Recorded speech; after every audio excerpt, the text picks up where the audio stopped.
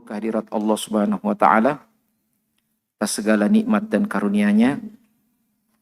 Dan tentunya kita juga tidak putus-putusnya untuk senantiasa bermunajat, meminta pertolongan Allah Subhanahu wa taala atas saudara-saudara kita kaum muslimin yang menghadapi salah satu musibah terbesar barangkali dalam perjalanan umat manusia dengan apa yang terjadi di Gaza.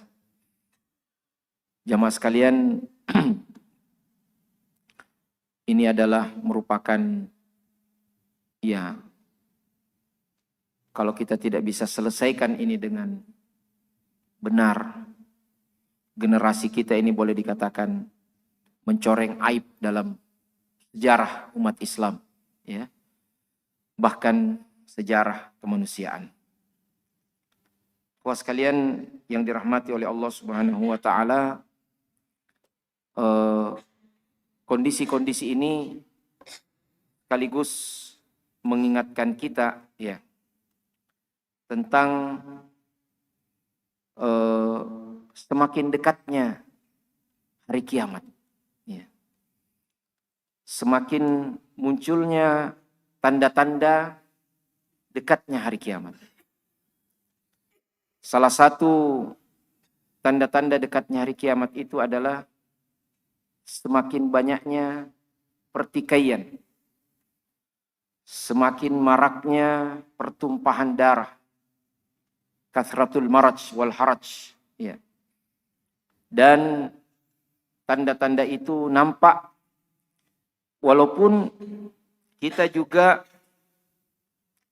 memiliki optimisme, bahwa selain tanda-tanda yang memberikan kesedihan pada kita, namun tentunya kehidupan itu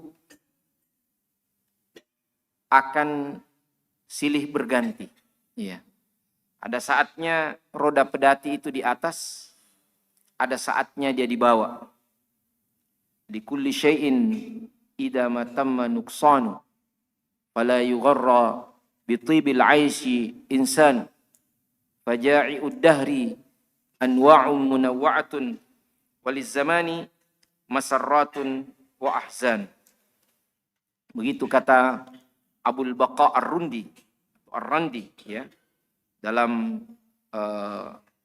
salah satu untaian syair yang paling memilukan, yang diberi judul Ritha'ul Andalus. Ritha' al-Andalus. Untaian syair menggambarkan kesedihan dan kepedihan pada saat kaum muslimin atau siapa saja menghadapi musibah, kematian, atau apapun juga. Umat Islam pernah mengalami fase-fase yang sangat mengerikan, bukan sekedar menyedihkan tapi mengerikan. Apa yang kita alami hari ini, subhanallah, pernah dialami juga beberapa ratus tahun yang lalu, berapa abad yang lalu, seperti yang dialami oleh saudara-saudara kita kaum muslimin di Baghdad, sekitar abad ke-7 Hijriah, tahun 600-an Hijriah. Penaklukan Baghdad, puluhan ribu, ada yang menyebutkan juga sampai 100.000 orang dibantai. Ada yang mengatakan 50.000, 60.000, sekitar itu. Sampai mayat menggunung. Dan dulu belum pakai bom pembantaiannya, Pak. Senjata tradisional, pedang. Manusia disembelih seperti orang menyembelih hewan. Demikian juga peristiwa penaklukan Andalusia oleh kaum Nasrani, Salibis. Ini bahkan ada khilafah Utsmaniyah pada saat itu. Dan ya, saya pernah menghadiri ceramah ya dari seorang ulama asal Turki ya, di Qatar. Beliau menyampaikan permohonan maaf yang sebesar-besarnya sebagai orang Turki ya. Karena pada saat itu Khilafah Utsmaniyah menjanjikan untuk memberikan bantuan. Datanglah kaum muslimin itu di pantai-pantai di Andalusia, menunggu-nunggu ya, kapan datangnya bala bantuan itu. Sampai waktu yang ditentukan tidak ada. Sementara di belakang mereka pasukan salibis sudah datang membantai mereka satu persatu. Sangat menyedihkan ya. Nah, tapi demikian kehidupan itu silih berganti ya. Ternyata setelah itu ada peristiwa besar yang terjadi, yaitu penaklukan ya Konstantinopel ya. Nah, beriringan lah ya, hampir beriringan. Nah, jamaah sekalian yang dirahmati oleh Allah Subhanahu wa taala, Islam tidak akan mungkin dihabiskan semuanya. Jika satu tempat kaum muslimin dikalahkan, maka insya Allah di tempat lain Allah Subhanahu wa taala akan memenangkannya. Ibarat seperti matahari, di satu belahan bumi dia akan tenggelam dan terbenam, tapi di belahan bumi yang lain insya Allah matahari itu akan tetap terbit. Dan begitulah pergantian siang dan malam dalam kehidupan. Tuas sekalian, jamaah yang dimuliakan oleh Allah Subhanahu wa taala, kondisi yang ada sekarang di Gaza, ya, di Palestina, bahkan di jantung Palestina, di Baitul Maqdis, ya. Di Baitul Maqdis itu sangat memprihatinkan, ya. Sangat menyedihkan. Ikhwas sekalian, jamaah yang dimuliakan oleh Allah Subhanahu wa taala. Namun kita tetap yakin dan percaya dengan pertolongan Allah Subhanahu wa taala. Wa qul ja'al haqqu wa zahaqal batil innal batila kana zahuqa. Dan katakanlah ya, kebenaran itu telah datang dan kebatilan itu pasti akan sirna, dan sungguh kebatilan itu ya pasti akan sirna. Allah Subhanahu wa taala mempergilirkan Baitul Maqdis ini adalah tempat yang merupakan epicentrum pergolakan politik dunia. Apakah di Baitul Maqdis ada tambang emas? Ya, sampai sekarang tidak ada juga. Kalau motivasi duniawi, ya orang-orang Yahudi, orang Nasrani sepanjang berabad-abad ini memperebutkan kita juga, ya kaum muslimin. Kita merasa tentunya paling berhak terhadap tanah ini. Betapa tidak Allah Subhanahu wa taala berfirman, "Wa laqad katabna fi zaburi min ba'di dzikri annal arda yarithuha ibadiyas salihun." Dan sungguh kami telah menetapkan dalam kitab Zabur setelah kitab Az-Zikr, yaitu kitab Taurat. Jadi artinya dalam kitab-kitab yang terdahulu sudah ditetapkan oleh Allah, annal arda, bahwasanya tanah itu, salah satunya tafsiran yang disebutkan oleh sebagian ulama, ya, al-arda ada alif lam, yang dimaksudkan di situ adalah al-ardul muqaddasah, al-ardul mubarakah, yaitu tanah Baitul Maqdis. Itu akan diberikan oleh Allah kepada siapa? Siapa yang berhak? Ya, yarithuha ibadiyas salihun. Yang berhak menguasainya, kata Allah, diwariskan oleh Allah adalah hamba-hambaku yang saleh. Ketika zaman Fir'aun dahulu, Nabi Musa yang merepresentasikan orang-orang saleh, orang-orang beriman secara umum, itulah Nabi Musa Bani Israel. Ya, sebenarnya mereka dijanjikan tanah itu Masuklah dan kalian pasti menang. Tapi mereka enggan. Idhab anta wa rabbuka faqatila inna hahuna qaidun. Wahai Musa, pergi aja kau berdua dengan Tuhanmu, berperang melawan orang Amalikah itu, ya. Biar kami duduk-duduk saja di sini. Fatwa ini orang Bani Israel. Padahal mereka adalah representasi orang beriman pada zaman itu. Akhirnya mereka dihukum 40 tahun tidak bisa masuk ke tanah suci. Nanti kemudian generasi berikutnya, ini setelah Nabi Musa, Nabi Harun wafat di berputar-putar sekitar Gurun Sinai, ya. Akhirnya wafat di situ. Nantilah kemudian setelah itu Allah menakdirkan mereka berhasil masuk, ya, menguasai Baitul Maqdis. Berdirilah kerajaan Baitul Maqdis. Nah, sampai kemudian tiba zamannya Talut dan Jalut. Ya. Talut adalah raja pemimpin Bani Israel. Beriman. Ya. Salah satulah pasukannya, prajuritnya namanya Daud. Inilah yang kemudian diangkat menjadi nabi oleh Allah Subhanahu wa taala dan membangun kerajaan Baitul Maqdis. Dia punya anak namanya Sulaiman, ya. Nabi Sulaiman alaihissalam. Nah, ini yang kemudian membangun kerajaan Baitul Maqdis menjadi kerajaan besar.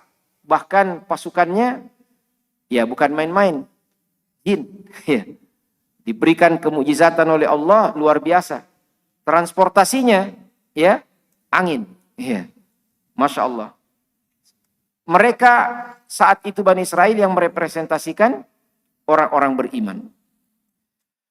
Masa berganti zaman, mereka kemudian berkhianat, membunuhi para nabi. Ya, salah satu riwayat menyebutkan raja zaman itu pernah saya cerita namanya Herodes. Ya, dia menikahi seorang janda. Tapi janda ini punya anak perempuan. Pernah saya cerita ya. Dia sudah nikahi ibunya, motong sama anaknya. Iya. Zaman itu yang menjadi nabi sebagai guru spiritual Bani Israel adalah Nabi Zakaria. Dia mau paksa Nabi Zakaria untuk menghalalkan dia menikahi anak tirinya. Ya. Padahal hal itu tidak dibolehkan dalam hukum Taurat. Sampai hukum Al-Quran juga. Ya. Kalau sudah menikahi seorang perempuan yang punya anak, ya, namanya janda, dan sudah bercampur suami istri, ya, maka haram anaknya bagi sang suami tersebut. Nah, ini mau juga. Nabi Zakaria tidak bergeming, ya. Tetap kukuh dengan hukum Allah Subhanahu wa taala. Dia bunuh Nabi Zakaria. Ya. Digantikanlah Nabi Zakaria sebagai pemimpin spiritual Bani Israel oleh anaknya Nabi Yahya. Nabi Yahya ini Masya Allah ya. Ya Yahya khudil kitaba biquwwah wa atainahu al-hukma sabiyya. Wahai Yahya, ambillah kitab ini dengan kekuatan, artinya dengan kedisiplinan, ya, iltizam yang kuat. Makanya Nabi Yahya itu dalam satu riwayat tidak pernah main-main, walaupun sudah kecil, serius terus mempelajari Taurat, ya, mengajarkan Taurat. Diajak main-main waktu kecil sama anak-anak sepantarannya, dia bilang, laisa lil-la'ibi khuliqt, bukan untuk main-main aku diciptakan. Akhirnya Nabi Yahya dipaksa juga. Nabi Yahya tidak mau, ya. Nabi Yahya akhirnya disembelih, ya.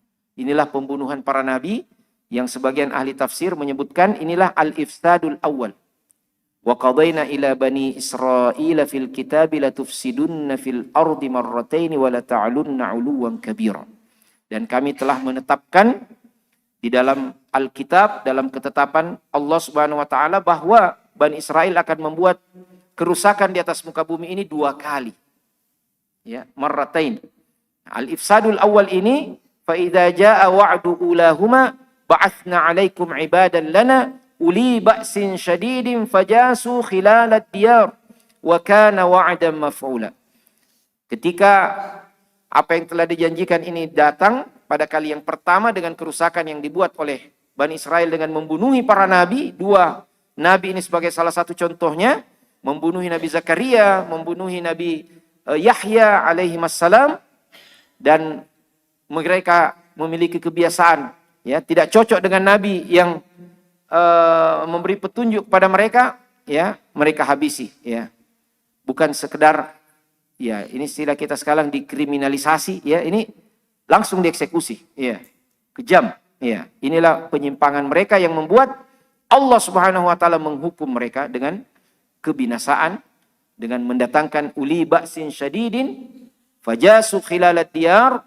Datanglah orang-orang yang memiliki kekuatan yang sangat luar biasa, membuat kerusakan, memporak-porandakan, ya, negeri Baitul Maqdis ini, negeri Palestina kita sebutkan sekarang, ya. Salah satu tafsirannya, ini banyak versi, ya. Salah satu tafsirannya itu adalah orang-orang Babilonia, Irak, yang dipimpin oleh raja mereka namanya Nebukadnezar. Ya, ini lebih kejam lagi, ya. Orang kejam dihabisi dengan orang kejam. Ya. Nah, inilah yang kemudian terjadi. Nah, tapi kemudian ketika mereka kembali kepada agama yang Allah Subhanahu wa taala berikan tuntunan kepada mereka, ya. Inilah yang kemudian membuat Allah Subhanahu wa taala membangkitkan kembali, ya, mereformasi kembali kekuatan Bani Israel dan akhirnya bisa kembali berkuasa dan mengusir orang-orang Babylon. Tsumma radadna lakumul karrata 'alaihim wa amdadnakum bi amwali wa banina wa ja'alnakum aktsara nafira. Ya. Kemudian Allah merubah keadaan, mengembalikan Bani Israel berkuasa. Kalau mereka melakukan kerusakan lagi, ya, Allah pasti akan menghukum mereka. Asa rabbukum ayyarhamakum, ya. Semoga Tuhanmu merahmati kalian. Wa in uttum, tapi kalau kalian kembali melakukan kerusakan, kembali melakukan kezaliman, ya, kembali melakukan sesuatu yang dibenci oleh Allah Subhanahu wa taala, udna, kami akan kembali menghukum kalian lagi, ya. Nah, ini penafsiran kapan ifsadul awal, kapan ifsadul tsani, ini banyak sekali tafsiran dari para ulama, tapi dikunci di situ. Kapan kalian melakukan kerusakan? Kapan kalian menyimpang? Wahai Bani Israel, ya, kami akan datang kembali menghukum kalian. Ya. Jadi kita yakin dan percaya dengan izin Allah Subhanahu wa taala, dengan kelembutan takdirnya, akan Allah balikkan keadaan saudara-saudara kita, ya, dan kaum muslimin secara umum di Palestina sana, ya. Dari keadaan terjajah, dari keadaan terzolimi, ya, kita sudah lihat tanda-tandanya luar biasa dengan apa yang terjadi tanggal 7 Oktober 2023 yang lalu. Walaupun, ya, apa yang terjadi setelah itu memberikan torehan luka yang teramat dalam dengan terbantainya sedemikian banyak kaum muslimin, ya, di sana, tapi kita yakin dan percaya tidak akan ada yang sia-sia dalam perjuangan, ya. Darah mereka tidak tertumpah sia-sia. Inilah darah yang akan membangkitkan semangat kaum muslimin, kesadaran kaum muslimin, bahkan kesadaran global, ya. Pertama-tama untuk kembali kepada Allah Subhanahu wa taala, kita sebagai kaum muslimin, ya, ini saatnya untuk kembali kepada Allah. Alam ya'ni lil ladzina amanu an takhsha'a qulubuhum li dzikrillah. Saatnya untuk kita kembali, saatnya untuk bertaubat. Ya, kelemahan kita datang dari mana? Dari jauhnya kita dari Allah Subhanahu wa taala. Dari jauhnya kita dari Al-Qur'an, jauhnya kita dari kebenaran, jauhnya kita dari ilmu. Maka perjuangan pertama adalah belajar. Perjuangan pertama adalah bertaubat. Perjuangan pertama adalah kembali kepada jalan Allah Subhanahu wa taala. Karena kita kembali kepada Allah yang memiliki semua kekuatan itu. Dan tanda-tandanya itu ada kaum muslimin, ya. Walaupun mungkin kita dari sisi pandang pesimisme akan berkata mana, ya, masih begini-begini juga keadaan. Tapi kita yakin Allah tidak pernah lalai terhadap orang-orang yang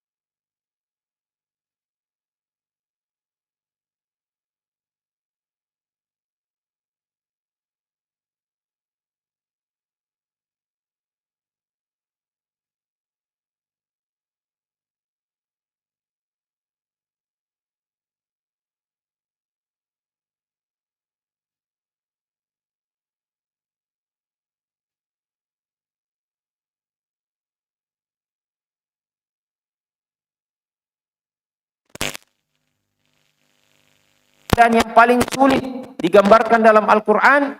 Wa zulzilu zilzalan syadida, digoncangkan dengan kegoncangan yang sangat dahsyat. Dari dalam ada tikaman orang-orang Yahudi dan kaum munafikin. Dari luar diserang oleh aliansi kaum musyrikin dari kabilah Quraisy dan kabilah-kabilah yang lainnya. Ya.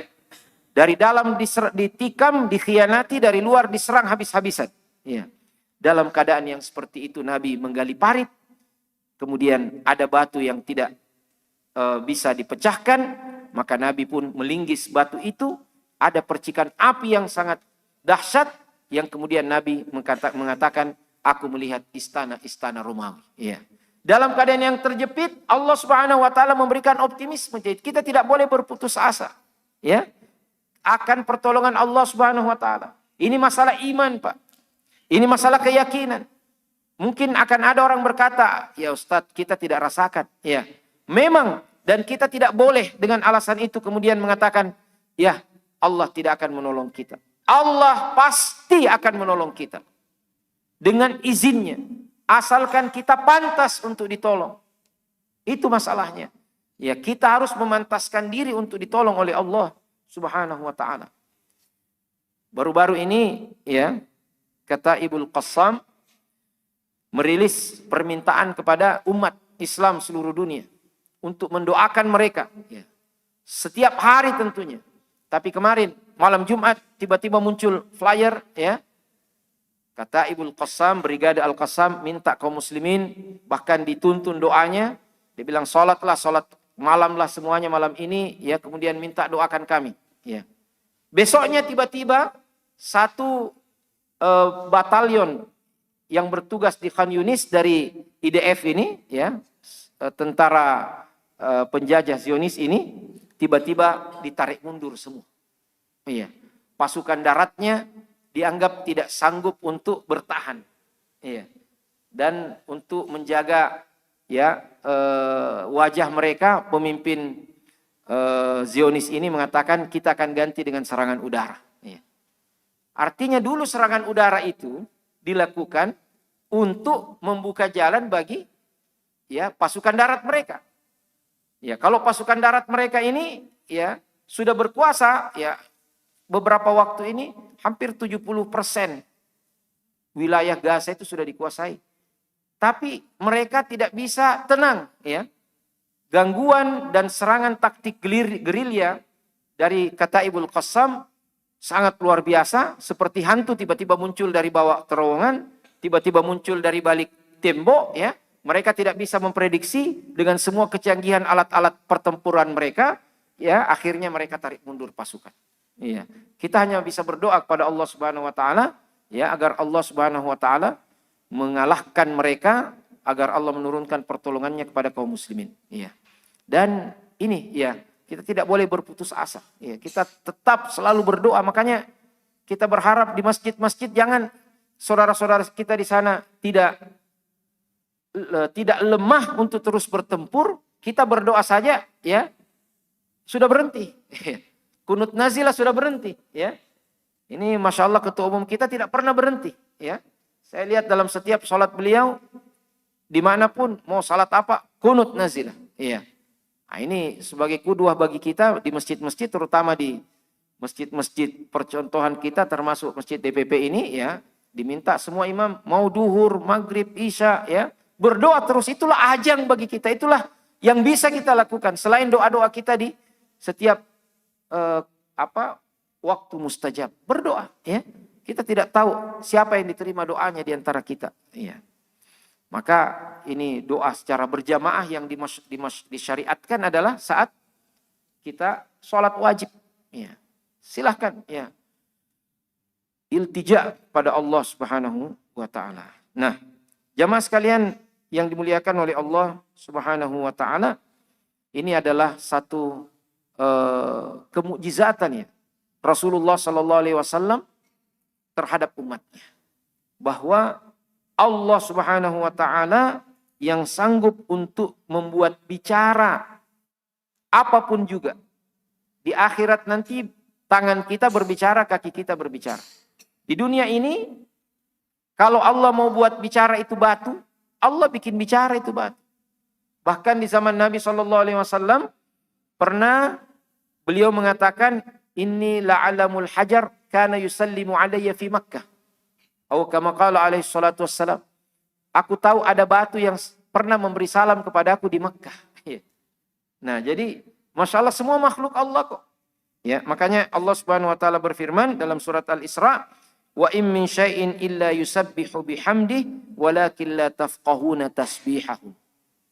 Dan segala sesuatu itu makhluk Allah bertasbih memuji kepada Allah, tapi kalian wahai manusia tidak paham bagaimana, tidak tahu bagaimana caranya bertasbih. Ya. Ini tiang-tiang, batu, karpet, pohon-pohon, ya, burung-burung yang berterbangan, ya. Masya Allah, termasuk makanan dan minuman yang kita nikmati ini semua makhluk Allah. Ya, kalau kita mubazir nanti dia menjadi saksi di hadapan Allah. Ini dikasih minuman, makanan, tidak bersyukur, ya, mubazir, sisa-sisa, ya. Ini ada salah seorang ya relawan kita yang sudah masuk ke Gaza beberapa waktu yang lalu, ya. Hari ini pun kita sebenarnya mengutus beliau untuk masuk melalui Tunisia dengan armada kemanusiaan, ya, Sumut Flotilla. Namun karena satu dan lain hal, ya, tim Indonesia ditarik kembali, ya. Kita doakan semoga Allah tetap menjaga mereka.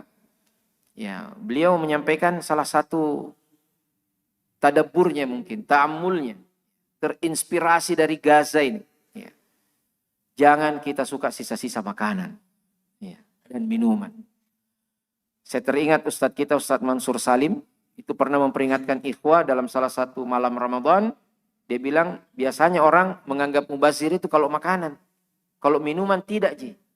Minum gelas, apa itu? Minuman mineral, apa? Gelas, air gelas, ya. Setengah, Ji. Ya, setengah Ji dah minum. Setengahnya buang. Ya. Kalau sudah tidak bisa diminum, ya, kita pakai untuk yang bermanfaat. Siram tanaman, ya. Nah, atau bisa pakai berwudu, ya. Nah, ini adalah cara-cara kita untuk tidak mubazir. Kenapa? Karena untuk dapatkan segelas air, saudara-saudara kita sulitnya, bagaimana sulitnya, ya. Sedemikian sulitnya kita diberikan nikmat, kita sia-siakan. Ini, ya, karena nanti semuanya akan bersaksi di hadapan Allah Subhanahu wa taala. Nah, jamaah sekalian yang dirahmati oleh Allah Subhanahu wa taala, maka hal ini, ya, kita yakin pasti akan terjadi, ya. Cepat atau lambat. Ini ada anekdot, cerita yang belum tentu benar, ya. Katanya satu ketika seorang Arab Muslim bertemu dengan Yahudi dari Israel ini, ya. Dengan bangga, dengan tegas, ya, Arab Muslim ini berkata, ya, kami akan memerangi kalian. Kami akan habisi kalian nanti. Kitab-kitab kami, ya, riwayat-riwayat dalam agama kami menyebutkan bahwa satu saat nanti kami akan memerangi kalian sampai-sampai pohon dan bebatuan akan bicara, ya, kalau kalian sembunyi di belakangnya. Ini Yahudi di belakangku, bunuh dia. Nah, orang Yahudi itu dengan santai bilang begini, saya tahu Tonji itu, ya, saya tahu, ya, akan terjadi itu, tapi pasti bukan sekarang, ya, bukan kalian yang dapatkan itu. Ah, kenapa kalian bisa pastikan? Iya, umat Islam yang akan mengalahkan kami adalah umat Islam yang jumlah orang pergi sholat subuhnya, ya, itu sama dengan, ya, yang kalian sekarang pergi sholat Jumat. Ya.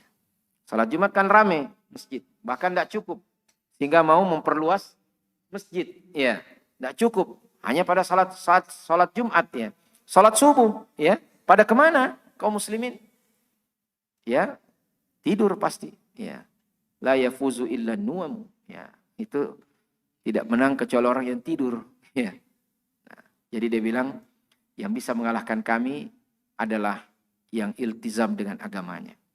Ya, terlepas benar tidaknya hal ini menjadi pengingat bagi kita bahwa sungguhnya kekuatan kita itu ada di saf-saf salat kita. Kekuatan kita itu ada dalam munajat kita yang ikhlas, yang tulus, yang ikhlas, yang khusyuk pada Allah Subhanahu wa taala. Kemenangan itu ada dalam tilawah Al-Qur'an yang kita lakukan setiap saat. Kemenangan itu ada di dalam kesolehan kita menjaga diri dari perbuatan yang dilarang oleh Allah Subhanahu wa taala. Kemenangan itu ada di dalam ketakwaan dan keimanan kita kepada Allah Subhanahu wa taala. Saya kira ini saja yang dapat kami sampaikan, ya. Apa ada tanya jawab, Ustaz Darmin? Ya. Ya, saya kembalikan kepada Ustaz kita, Ustaz Darmin, untuk memandu acara. Wabillahi taufiq wal hidayah. Assalamualaikum warahmatullahi wabarakatuh. Waalaikumsalam. Kepada jamaah sekalian, disilakan yang mau bertanya. Disilakan. Ada yang mau bertanya nih? Ya, Pak Musri, ya. Masya Allah. Masya Allah. Ya, tolong satu orang anak muda membantu Pak Darmin untuk mendistribusikan mic, ya. Ya. Baik, bismillah, salatu wassalamu ala rasulillah. Syukran atas kesempatan yang diberikan. Melihat dari nabi-nabi yang diturunkan oleh Allah Subhanahu wa taala dan kemunculannya agama Yahudi ini, ya, itu sejak dari Nabi Daud, ya, atau Nabi siapa? Ya, Ishak. Ya. Ishak itu Yakub, sejak Yakub itu sampai Yahya, ya, sampai Isa, mestinya kan Yahudi sampai Isa, kemudian ya berakhir di Isa. Ya. Ya, tapi Isa itu dia masih Nabi Bani Israel kan? Iya. Ya, jadi betul-betul ini Yahudi kan sebagai diberikan nabi sampai berapa Banyak, ya. berapa banyak, ya. Ratusan Dan nabi. mungkin sampai itu yang menyebabkan dia kesombongannya, ya, dan ya, tapi kan dia masih, kemudian yang saya pertanyakan di sini sampai di nabi keberapa itu sampai dia mengalami penyimpangan dalam manusia. Ya. Penyimpangan sampai dia keluar dari jalur kenabian itu, tidak mengikuti lagi tuntunan Nabi. Ya. Itu sudah. Jadi ini kembali lagi kepada ya salah satu penjelasan Syekhul Islam Ibnu Taimiyah rahimahullah tentang apa itu nabi, apa itu rasul. Ya. Jadi nabi itu yang diutus kepada orang-orang yang masih tetap beriman, tapi ada penyimpangannya, maka diluruskan, ya. Pokoknya ada yang penyimpangannya dalam sisi tertentu, ya, maka diluruskan. Rasul datang dengan syariat yang baru, aturan yang baru. Jadi dari Nabi Musa sampai ke zaman Nabi Isa, ya, itu syariat yang dipakai adalah Taurat. Ya. Walaupun ya kita tidak tahu persis kapan terjadi penyimpangan, tetapi bahkan semenjak zaman Nabi Musa alaihissalam, mereka sudah banyak membangkang kepada Nabi Musa alaihissalam. Ya. Nah, sampai kemudian Allah Subhanahu wa taala mengatakan yaktubunal kitaba bi aidihim tsumma yaquluna hadza min indillah. Mereka menuliskan kitab itu dengan tangan-tangan mereka, kemudian mengatakan ini adalah dari Allah. Jadi dalam studi terhadap Yahudi, jadi Yahudi ini spesifik, ya.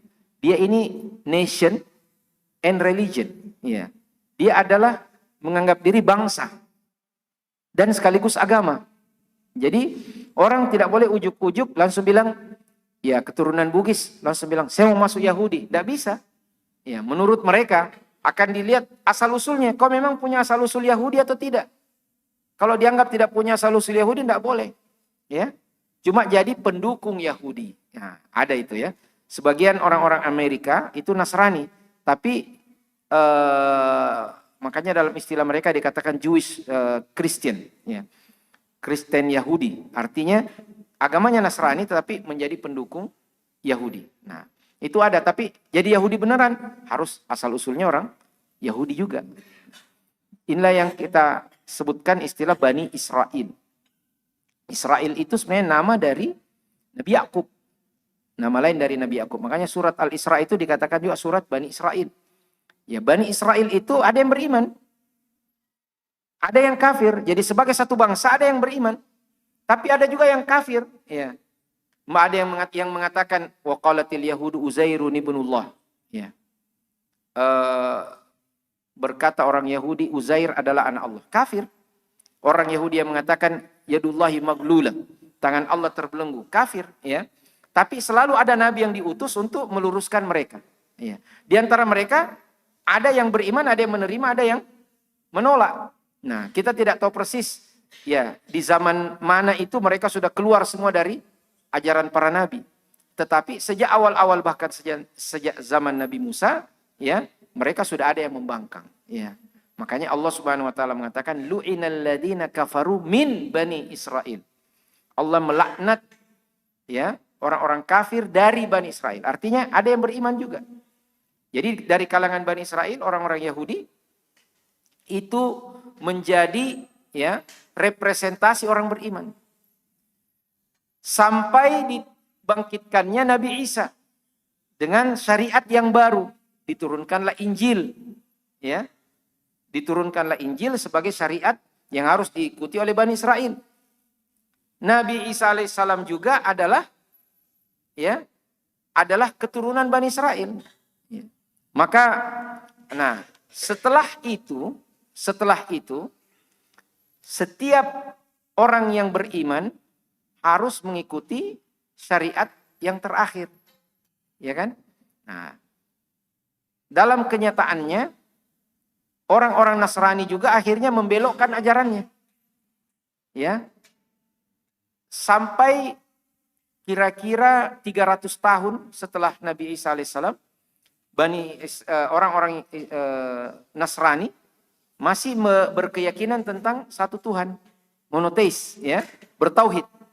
Sampai masuk Raja Konstantin merubah ya doktrin keagamaan mereka dan kemudian muncullah akidah atau doktrin Trinitas. Kalau orang-orang Yahudi, ya, ini beberapa pakar sejarah keyahudian menyebutkan bahwa orang-orang Yahudi sejak pasca Nabi Musa alaihissalam, ya, sejak pasca Nabi Daud alaihissalam, Nabi Sulaiman, itu muncul namanya khahamat atau pendeta-pendeta mereka.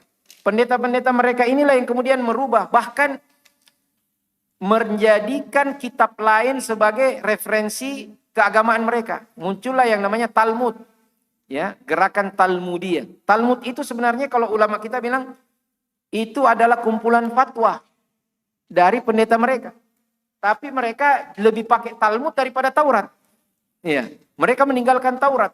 Nah, inilah mulai menyimpang semakin jauh, semakin jauh. Ya, nah, makanya semakin jauh kalau Bani Israel diingatkan dengan Nabi. Terakhir Nabi yang diberikan mandat untuk meluruskan Bani Israel adalah Nabi Isa alaihissalam. Tapi Nabi Isa diperluas lagi, ya. Ya, selain Bani Israel juga mengikuti ajarannya. Nah, sampai kemudian diutus Nabi Muhammad SAW, batal semua itu. Ya, tidak bisa dikatakan beriman kecuali mengikuti Nabi Muhammad. Biar dia bilang saya percaya satu Tuhan, tapi tidak menganggap Nabi Muhammad, mempercayai Rasulullah sebagai Rasulnya, tetap kafir. Makanya Nabi SAW mengatakan, la yasma'u bi ahadun Yahudiyan kana au Nasraniyan illa kana min ashabin nar. Tidaklah mendengar tentang risalahku ini seorang baik Yahudi atau Nasrani kemudian tidak beriman kepadanya kecuali dia termasuk orang ahli neraka. Ya. Saya kira begitu, Ustaz. Ya. Jazakumullah khair. Iya, selanjutnya ada yang mau bertanya? Sambil menunggu, silakan untuk panitia segera siapkan tuh anunya. Ya, masih ada tambahan jalan kote. Panitia segera pasang itu jalan kotenya. tentang anunya lagi Ustaz, tentang keberhakan memiliki, kan pernah ada debat yang saya lihat itu katanya memang Bani Israel berhak di Yerusalem karena dia merupakan keturunan kan dari itu.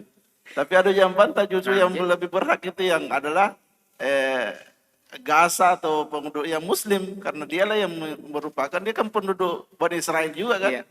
Dan dia tetap beriman, berarti dia lebih berhak daripada dia kan dia kan menyimpan dari agama Islam. Baik, ini kita bisa jawab dari beberapa tinjauan atau dari beberapa sisi. Sisi yang pertama dari tinjauan syar'i, ya, keyakinan kita sebagai Muslim. Keyakinan kita sebagai Muslim adalah sesuai dengan firman Allah Subhanahu Wa Taala dalam surat Al-Anbiya itu. A'udzubillahi minasyaitonirrajim. Walaqad katabna fiz zaburi min ba'di dzikri annal arda yarithuha ibadiyas salihun. Dan kami telah tetapkan dalam kitab Zabur setelah kitab Taurat bahwa tanah itu yang dimaksudkan tanah itu adalah tanah suci itu, ya.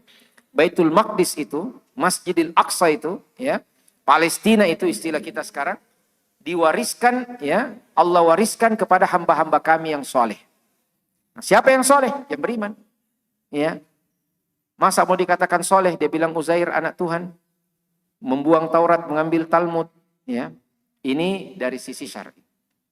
Dari sisi kesejarahan, ya, inilah yang dalam istilah politik internasional dikatakan hak asal tanah, ya. Nah, contoh, kalau orang bilang itu tanahnya nenek moyangku dulu, ya, kita orang Indonesia ini dari mana asal kita? Ada yang bilang dari Madagaskar. Ada yang bilang dari Cina, Yunan. Pernah zaman dahulu kala bertempur orang di Cina, perang saudara, sebagian melarikan diri ke wilayah yang sekarang disebut dengan Indochina, ya, sebagian ke kita, ya. Tiba-tiba datang orang Cina. Dia bilang, tanahnya nenek moyangku ini, ya. Bagaimana? Kita terima atau tidak? Ya. Inilah dalam diplomasi internasional, ini yang disebutkan dengan hak asal tanah, hak de facto satu bangsa, ya. Tidak bisa tiba-tiba, itu Amerika, kalau datang orang Indian, tiba-tiba bilang, pergi kok asalmu Eropa, orang Amerika terima enggak? Padahal itu hanya baru ratusan tahun. Ini sudah tidak ditahu kapan itu. Bahkan, ya, ini menurut penelitian para peneliti Baitul Maqdis, keyahudian, ya, dan kesejarahan Palestina, itu mendapatkan bahwa sebagian orang Palestina yang ada sekarang ini, ya, orang yang disebut orang Arab, justru mereka itulah yang keturunan Bani Israel yang aslinya. Nasab sekarang nggak bisa dipastikan kalau memang benar dari mana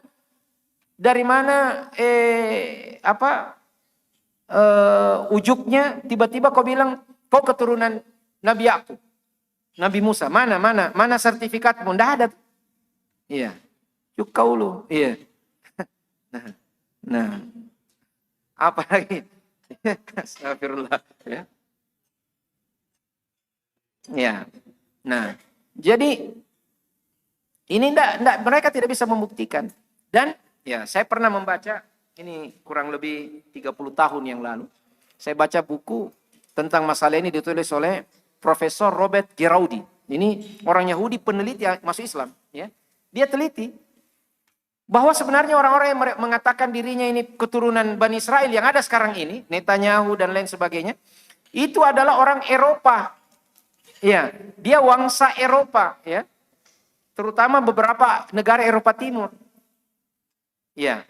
Dahulu mereka itu bergabung dianggap Yahudi ketika Perang Dunia Kedua oleh Hitler, ya. Nah, mereka menganut agama Yahudi tetapi asal muasal nasabnya, ya, itu tidak bisa dipertanggungjawabkan. Jadi idza tatarraqal ihtimal batalal istidlal. Begitu kaidahnya. Kalau ini juga terpakai dalam penelitian sejarah. Jadi dari sisi syar'i, dari sisi sejarah, dari sisi politik, dari sisi kesepakatan internasional, ya. Bayangkan kalau model seperti ini diterima, ya, kacau dunia, Pak. Tiba-tiba orang India datang ke Indonesia. Kenapa Indonesia dikatakan Indonesia? Saya mau tanya. Dari mana asal kata Indonesia ini? Ya, dari Indonesia. Indis itu bahasa Belanda. Artinya India yang ada di timur. Makanya Hindia Belanda dulu disebut juga Hindia Timur. Dia adalah wilayah taklukan kerajaan Belanda. Disebut India karena memang banyak pengaruh India di Indonesia, terutama di Jawa. Ya, nah itu huruf yang dipakai huruf Pallawa, ya, bahasa Sanskerta sama. Ya, di India juga ada orang namanya Megawati, ya, ada. Itu bahasa Sanskerta. Ya, nah karena dilihat sama, dibilanglah ini India, tapi India yang ada di timur. Kalau tiba-tiba itu Sarukhan datang ke rumahnya Pak Musri bilang, "Ini nenek moyangku dulu ini." Iya, enak aja, ya kan? Nehi-nehi, ya. Nah. Jadi ini logika yang tidak bisa diterima. Ya, kita pelajari dalam hukum internasional. Ini logika, ini hanya akal-akalan saja. Ya. Nah, dia tanah yang dijanjikan Asy'abul Mukhtar, ya, bangsa yang terpilih, ya. Terpilih apanya? Terpilih pada zaman itu dia merepresentasikan orang. Begitu dia menyimpang, tidak ada lagi keberhakannya untuk terpilih, ya. Nah, kalaupun memang mereka adalah bangsa itu, nah bangsa ini sudah kabur nasabnya, ya. Yang terjaga nasab itu, ya, adalah nasab Rasulullah Shallallahu Alaihi Wasallam. Nah, ini panjang kalau kita berbicara masalah nasab, ada begal nasab, apa segala macam, ya. Nanti kita bahas, ya. Yang jelas, ya, logika itu tidak bisa diterima dari berbagai sisi. Wallahu taala a'la wa a'lam. Baik, saya kira demikian ikhwas sekalian taklim subuh kita hari ini. Minta tolong panitia, belum saya lihat jalan kontenya ini. Ya. Segera. Kita sholat sunnah dulu. Nanti selesai sholat sunat kita mencicipi jalan kote siapa sama panitia. Masya Allah. Dan kita tutup majelis kita subuh hari ini dengan doa kafarat majelis. Subhanakallahumma rabbana wa bihamdik asyhadu an la ilaha illa anta astaghfiruka wa atubu ilaik. Assalamualaikum warahmatullahi wabarakatuh.